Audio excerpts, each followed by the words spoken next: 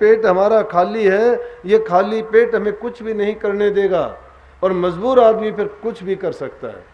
ये हमें चोर भी बना देगा, डाकू भी बना देगा, गलत रास्ते पर भी चलवा देगा, माँ बाप, पति पत्नी, भाई बहन और जितने भी हमारे सामाजिक रिश्ते नाते हैं सबको तुड़वा देगा। इसलिए महापुरुषों ने कहा कि पहले अपना काम करो, घरों में अपना जिस ढंग से जो भी हालात में तुम हो, अगर आप जमींदार हो तो खेती का काम करो, कारीगर हो तो अपने कारीगर में कारीगरी का जो काम है उसके साथ पूरा न्याय करो, लेकिन हक हलाल और ईमानदारी से करोगे तो तुम्हारा मन भी सुखी होगा, आत्मा भी खुश होगी, मन में संतोष और शांति रहेगी। धीरज और धर्म का पालन आप अच्छी तरह से करोगे और सामाजिक नियमों का निर्वाह भी पूर्ण रूप से करते जाओगे। और जब इन चीज़ों में तुम अपने जीवन को, मन को ढाल लोगे तो यूं समझो कि तुम्हारा जीवन स्वर्ग के समान इसी धरा पर मनुष्य योनि में ही देख लोगे। लेकिन जब तक घरों में सुख शांति नहीं है, प्यार नहीं है और आपस में झगड़ेबाजी हैं, या घर घर में हम मांस मिट्टी के गुलाम बन गए, नशे विषयों के भिखारी बन गए, तो हमें खोटे कर्म करने ही हैं, तो फिर मनुष्य चोले को तो अपने आप धब्बा लगना है। पशुओं के जो काम थे वो इंसान ने ले लिए। जो चीज़ हमारे लिए अच्छी नहीं है, जो हमें हर प्रकार से बदनाम करती है, बेकार करती है और बर्बाद करती है, उन चीज़ों का हम सेवन क्यों करें। लेकिन समझाने वाला, कहने वाला अगर कहता है तो उसकी बात मानने वाला नहीं है। अब मानने वाले क्यों नहीं है, क्यों उन बातों को नहीं माना जाता, उसकी जिम्मेवार कोई दूसरा नहीं, उसके जिम्मेवार भी हम हैं।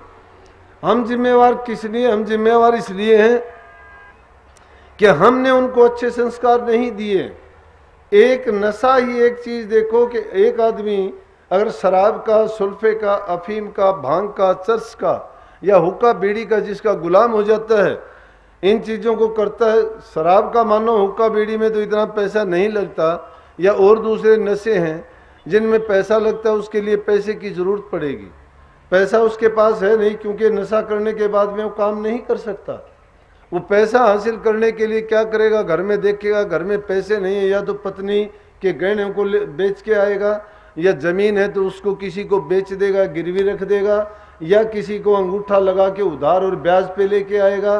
कल को वो पैसा लेने वाला उसके पास पैसा आएगा, पैसा देने के लिए उसके पास नहीं होगा।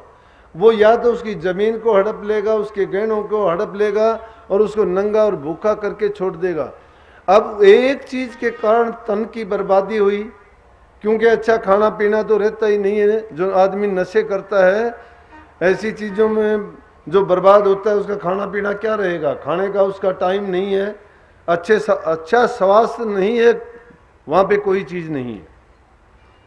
पहला सुख निरोगी काया कहा गया, निरोग शरीर के लिए इन चीज़ों की आवश्यकता है।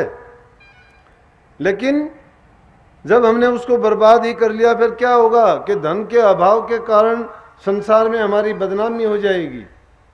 तन पर कपड़ा नहीं रहेगा, रहने के लिए घर नहीं होगा, घर में जब ऐसी चीज़ होगी, खाने को टुकड़ा नहीं होगा, आपस में झगड़े होंगे। जो खुद को नहीं संभाल सकता वो दूसरों को, अपने बेटा बेटियों को क्या संभालेगा। और फिर खुद की ये हालत होगी तो अंदाज़ा लगाओ उसकी लड़की किस रास्ते पे जाएगी, लड़का होगा तो किस रास्ते पे जाएगा। अब वो तो अपने आप ही घर से बेघर हो जाएंगे, शरीर से निर्बल दुर्बल कमज़ोर हो जाएंगे, बीमारी घर कर लेंगी कर्जदार होने से। यूँ समझो कि इंसान का जीवन भी पशु तुल्य हो जाएगा। इसलिए इन बीमारियों से जो बच जाएगा, महापुरुषों के संग में जाओगे, अच्छी शिक्षा ग्रहण करोगे, वो तुम्हें सन्मार्ग दिखाएंगे, जिसके कारण तुम्हारा पारिवारिक जीवन सुखी होगा। और जहाँ अच्छे परिवार रहते हैं वहाँ अच्छे समाज की अच्छा समाज बनता है और अच्छे गुण पनपते हैं उसमें। अच्छे समाज में ही अच्छे गुण होंगे तो सारा यूँ समझो कि ये जीवन हमारा अच्छा और इतना पवित्र होगा कि हर जगह सुख शांति और प्यार मिलेगा। लेकिन जब तक हम इन चीज़ों पर नहीं चलते हैं, कहना नहीं मानते हैं, जहाँ बड़े छोटे का आदर नहीं है, प्यार नहीं है, और किसी की बात को जहाँ माना नहीं जाता है, तो वो इंसान जीवो बेशक, लेकिन जीना कुछ नहीं है, मुर्दे के समान जीना है। वो एक पृथ्वी पर अपने आप को भार समझो। जब इंसान घर से सुखी होगा, तन से सुखी होगा, खाने पीने से संपन्न होगा, उसके फिर भजन की, बंदगी की, परमात्मा की और भक्ति की चाह होगी। लेकिन उनके लिए कबीर साहब ने जो कहा ना कि वो भी अगर तुम पितर भूत ऊत और इन पूजा पाठों में, दीपक में, इनमें फंसोगे तो कहीं फिर भ्रम ना पड़ जाएगी, क्योंकि वो मार्ग सच्चा नहीं है। अगर ये वो चीज है, वो क्या है? वो भक्ति नहीं है। भक्ति तो सिर्फ नाम में है। नाम भक्ति क्यों है कि सतगुरु उनको बताता है कि अपनी आत्मा को जो इस 3 प्रकार के जो बंधन पड़े हुए हैं, कौन से 3 बंधन? मुख्य रूप से शरीर का है, मन का है और आत्मिक है। यही 3 लोक मानो, आध्यात्मिक दृष्टि के 3 लोक बताता हूं। संसारियों के तो 3 लोक अलग होते हैं। वो कहते हैं पृथ्वी लोक, पाताल लोक, आकाश लोक। त्रिगुणात्मक संसार है, 3 शक्तियां यहाँ पे काम करती हैं और ये 3 लोक जो हैं, आदमी तन से, मन से और आत्मिक रूप से जो ऊपर उठ जाता है, तीनों गुणों को छोड़ के जो चौथे गुण सार गुण में चला जाता है, जो सार गुण में चले जाता है वही संतों का चौथा पद है। उसको संसार में दोबारा नहीं आना पड़ता, लेकिन उसके लिए करनी पड़ती है। और वो करनी जब करोगे तो उसका मार्ग तो संत सतगुरु से मिलेगा। वो कहेंगे तुझे एकांत में, वो सबको बताने का नहीं है। इसीलिए संतों ने कहा कि जो मार्ग है आध्यात्मिकता का, वो जो जीव के कल्याण का, मुक्ति का रास्ता जो देने वाला है, वो सिर्फ शब्द भेदी गुरु ही आपको बता सकता है।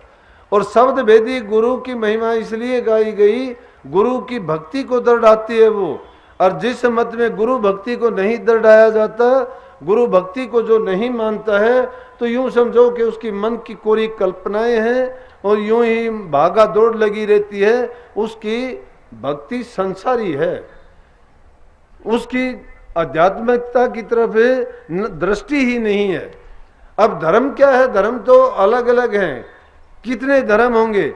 हमारा घर में अलग धर्म है, पिता का धर्म अलग है, पुत्र का अलग है, बहन का अलग है, भाई का अलग, ये भी धर्म है।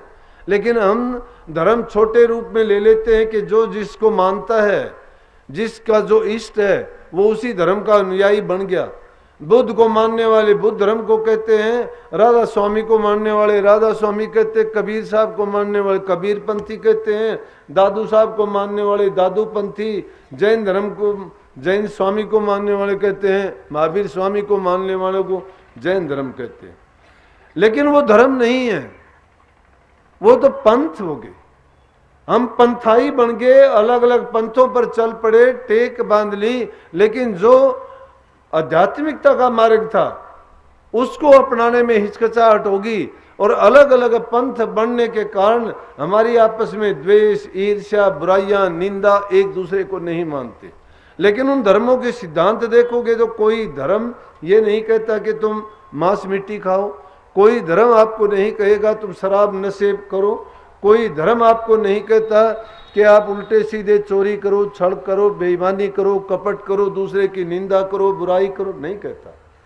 सभी ये कहते हैं कि इन सभी बुराइयों को त्यागो।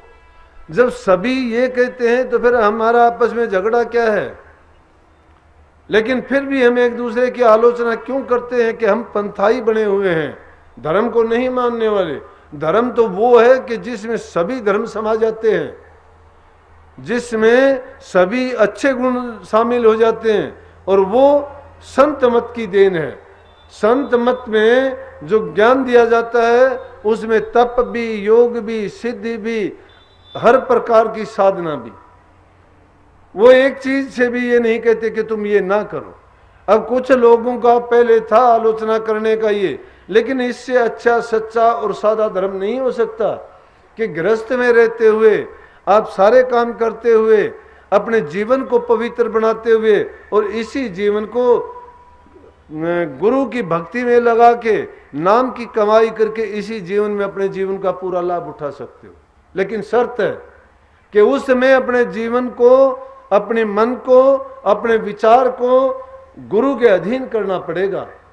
गुरु को जब तुम खुदा रूप मान लोगे गुरु को सर्वस्व जब सौंप दोगे तो खुदा रूप अपना ही हो गया। उनको मालिक मानते हो, परमात्मा मानते हो, गुरु मानते हो, और गुरु से जब भेद रखते हो तो फिर भक्ति के मार्ग पर नहीं है। इसलिए अपना कपट है, दिल की बात है या कोई भी कैसी भी बात है, दिल की बात गुरु के सामने रख देते हो तो तुम्हारा भ्रम सब निवारण हो जाता है, फिर तुम दोषी नहीं रहते। अब कोई काम कहता है मेरे से गलती हुई, मेरे से भूल हुई, मैंने ये किया, मैंने वो किया। मैं कहता हूं कि सच्चे दिल से अगर आप तौबा करते हो और एक ही बार अगर तौबा कर लोगे तो दोबारा से उस गलती को दोहराने का तो मतलब ही नहीं होता। तौबा करने का मतलब ही ये होता है कि जो बात हुई वो तो हो चुकी, लेकिन आइंदा के लिए मैं उसको कभी नहीं दोहराऊंगा। लेकिन हम तो गुरु के सामने कहते नहीं। तो स्वामी जी महाराज ने तो सीधी बात कही है कि जो गुरु आगे कपट न खोले, निष्कपटी अपने को बोले, दोहरा कपट लिया है सोई, और उसका कभी जतन ना होई। जो इंसान अपने दिल की घुंडी, दिल के कपट को नहीं खोलता है तो वो डबल दोषी बन जाता है। एक तो अपने दिल में पाप लिए बैठा है, दूसरा गुरु के सामने नहीं खोलता है, दिखावे में कहता है कि भाई मैंने गुरु को अपना सर्वस्व, सर्वस्व कहाँ, सर्वस्व बचा लिया है। लोग दिखावा करने के लिए, एक रिवाज को निभाने के लिए, संसार में दिखाने के लिए सिर्फ गुरु का नाता जोड़ा है। अरे गुरु का नाता तो रामदास जी ने जोड़ा था चौथी पीढ़ी में। तीसरी जो गुरुआई सिखों में हुई अमरदास जी की थी। अमरदास जी की बात छोड़, नानक साहब के बाद में उनकी जो तीसरी बादशाही थी अमरदास जी, अमरदास जी की सेवा में रामदास जी चले गए। रामदास की बूढ़ी उम्र हो गई थी। गुरु साहब ने परीक्षा के लिए, परीक्षा भी नहीं होती, संतों का सहज स्वभाव होता है।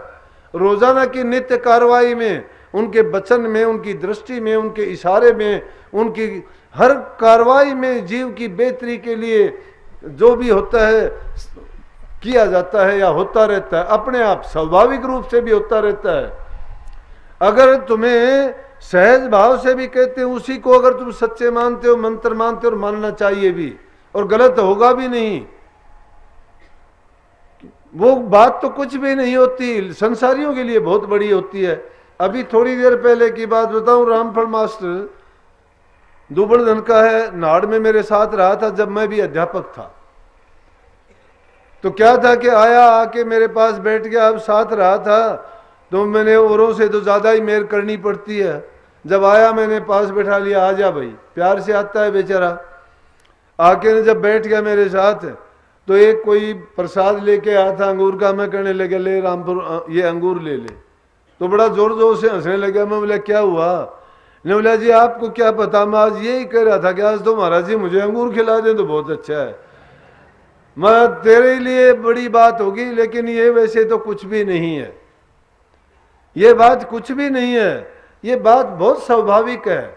गुरमुखों में ऐसी छोटी मोटी बात की तो क्या गिनती है, लाखों तुम रोजाना देखोगे न, मन में थोड़ी कल्पना करोगे उससे पहले ही वो बात हो जाएगी, तुम हैरान होगे। वो बातें आपको गिरा देंगी, उनमें बातों में पड़ना नहीं। मेरे साथ पता नहीं कितनी बातें होती थी, महाराजियों के आगे होती थी, अब भी होती हैं।